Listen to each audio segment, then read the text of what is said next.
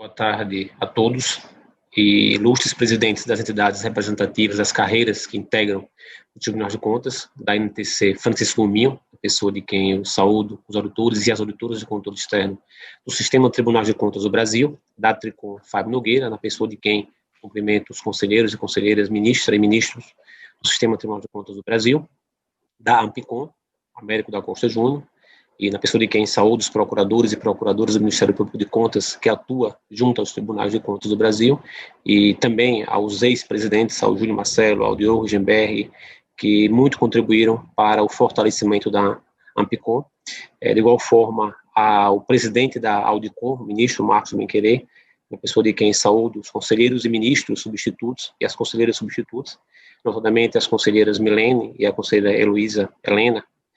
duas combativas no âmbito do controle externo brasileiro. O excelentíssimo senhor Joaquim Castro, presidente do TCM em Goiás e do CNPTC, a pessoa de quem saúdo os demais presidentes de tribunais de contas. Excelentíssima senhora Germana Laureano, presidente do Conselho Nacional dos Procuradores Gerais de Contas, a pessoa de quem saúdo os demais procuradores e procuradoras gerais do Ministério Público que atua junto aos tribunais de contas. Excelentíssimo senhor Luiz Augusto Ribeiro, presidente do TCE Sergipe, na pessoa de quem saúdo a todos os integrantes deste tribunal a que honrosamente eu me encontro funcionalmente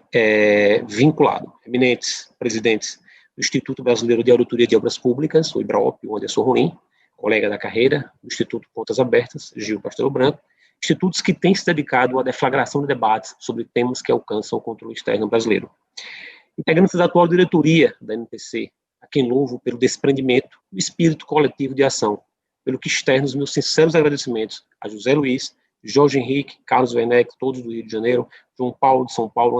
Ana Amélia lá do Amazonas, que tanto se dedicaram a esse projeto voltado ao alcance do bom e regular funcionamento das instituições públicas brasileiras e com quem espero continuar contando. Também desejo estender o agradecimento a cada fundador da NTC, auditores de controle externo visionários, vanguardistas, cuja iniciativa nos permite estar aqui hoje. Extensível também aos funcionários da área administrativa da NTC e aos prestadores de serviço, incluindo jornalistas da assessoria de comunicação de imprensa em Brasília, a equipe de comunicação e mídia, ao escritório jurídico em Brasília e as assessorias jurídicas contratadas nos estados. Diletos presidentes das associações locais afiliadas da NTC, que integram também esta mesa de honra aqui no evento, colegas da carreira e internautas que nos assistem pelo canal do YouTube. Inicialmente, senhoras e senhores, registro, assim como tenho feito em todas as oportunidades que a NTC me concedeu para falar em nome dela, a minha distinta satisfação em integrar uma associação cuja agenda coincide com a agenda que deve ser defendida pelas instituições de controle, aquelas que têm um compromisso com a boa e regular gestão pública, que buscam pavimentar terreno para que os cidadãos possam efetivamente sentir os efeitos da atuação delas. Sinto-me, então, verdadeiramente feliz e honrado pela oportunidade de poder presidir essa entidade que representa mais de 8.000 auditores e auditoras de controle externo, que integram 32 dos 33 tribunais de contas. Agentes públicos que primeiro lançam luzes nos atos e fatos objetos do controle exercido pelos tribunais de contas, que trazem para o processo a discussão dos achados de auditoria, que têm um contato direto com a vida pulsante da administração pública, que enfrentam as razões defensivas e concluem se os achados se constituem em irregularidade ou não, que propõem a aplicação de multas, propõem a imputação de débito, propostas que são valoradas pelo relator e submetidas ao julgamento colegiado. As atribuições e os reflexos do legítimo exercício delas revelam, só por si, o grau de responsabilidade em que se pauta a atuação desses agentes públicos. Confesso a vocês, senhoras e senhores, que não é fácil aceitar desafios como esse. Suceder dois grandes ex-presidentes, a auditora de controle externo do TCU, Luciane Pereira, e o auditor de controle externo, Francisco Gominho, para além de uma grande responsabilidade, como muito foi bem dito aqui, de forma verdadeira, impõe a mim e aos demais colegas da diretoria um dever de envidar esforços com vistas a garantir a continuidade desse projeto vitorioso. Projeto que foi idealizado lá atrás, em 2012, a partir do encorajamento dos seus fundadores, visionários, como já falei. Disso, por si só, já é possível dimensionar o desafio. Tenho certeza, Luciane Gominho, que agentes públicos da envergadura de vocês são fontes de inspiração. Não porque são aguerridos e comprometidos com a agenda associativa, mas porque vocês demonstram, por meio de ações e não apenas de palavras, que são verdadeiros defensores das instituições públicas brasileiras. E que esse é o único interesse que move cada um de vocês. Embora a maré calma não forme bons marinheiros, o navio precisa ser bom o suficiente para superar o mau tempo, conforme muito bem pontuou o presidente Fábio Nogueira. Por isso, diversos fatores influenciaram na minha decisão. Nós temos integrantes aqui da diretoria que são abnegados agentes públicos, qualificados agentes públicos que se doam ao aperfeiçoamento do sistema de controle externo brasileiro. Mas, em ordem de prioridade, eu diria que o Estatuto da NTC, cujos princípios, fundamentos e objetivos são fontes e vetores da minha atuação acadêmica, foram cruciais na tomada dessa decisão, levando-me à inquieta busca pelo aperfeiçoamento do sistema TC. O que sempre faço, respeitando as divergências de opiniões, até porque enxergo esse dever de respeito como passagem necessária para a construção de consenso. A propósito, a NTC tem um incentivo ao debate e o respeito à diversidade de opiniões como um dos seus princípios. O segundo fator que me motivou a tomar essa decisão foi o aceite da vice-presidente nacional, Thaís Craveiro, das diretoras Eliane Senhorinho, Casla Garcia e Valéria Sampaio, das diretoras adjuntas, Luciane Ferraz, Adriana Portugal, do diretor adjunto, Luciano Melo, dos vice-presidentes regionais, Fernando Morini, Francisco Gominho, e da vice-presidente para assuntos do TCU, Luciane Pereira, que são abnegados agentes públicos que se doam à causa. A quem reitero, mais uma vez, os meus sinceros agradecimentos, exatamente porque sei que não é tarefa fácil para vocês, abdicar de projetos pessoais e sacrificar o tempo que deve ser dedicado aos familiares e amigos para contribuir com a coletividade. Um grupo de homens e mulheres cujas ações, ao longo desses anos convivendo associativamente, não me permitem ter dúvida de que fala e ação para vocês são companheiras inseparáveis. O último fator, mas não menos importante, foi o espírito de colaboração, de cordialidade, de urbanidade no trato e comunhão de propósitos em que tem sido pautada a relação interassociativa entre a ANTC, a Tricom, a Ampicom e a Audicom, bem como outras entidades parceiras. Hoje, senhoras e senhores, 8 anos após a criação da ANTC, é inegável o avanço dessa relação, tornando assim menos complexa e tensionada a condução da entidade, muito diferente do que foi lá atrás, em que Gominho e Luciene tiveram que enfrentar enormes dificuldades. Isso é preciso reconhecer. E tenho certeza de que esse cenário de tranquilidade perdurará nos próximos 2 anos. Como bem disse o conselheiro Joaquim Castro, a atuação ponderada de Gominho, tenho certeza de que a gente vai continuar trilhando o mesmo caminho, pautando pelo diálogo, respeitando as divergências, até porque, reitero, entendemos que esse é o caminho para construir consenso, principalmente num país de dimensão continental como o Brasil. A comunhão de propósitos foi refletida a título de exemplo, e o presidente Fábio Nogueira lembrou bem, em ações como a Resolução 3 de 2018 e na resposta ao ofício 001 de 2018 também, que foi expedido pela presidência da Câmara dos Deputados, quando a Tricom, naquela ocasião, lá em 2018, na busca pela transparência dos casos públicos que integram as Cortes de Contas, fez constar de forma explícita em proposta de incentivos à melhoria da performance dos agentes públicos de controle externo que os servidores incumbidos da atividade de fiscalização deve-se exigir que sejam caracterizados pelo provimento por concurso público de nível superior, excelência e independência técnica, e sejam denominados auditores de controle externo. Mais uma vez, de público, quero agradecer à Tricom por ter abraçado isso e por meio de ações, demonstrado compromisso com o aperfeiçoamento do órgão de instrução.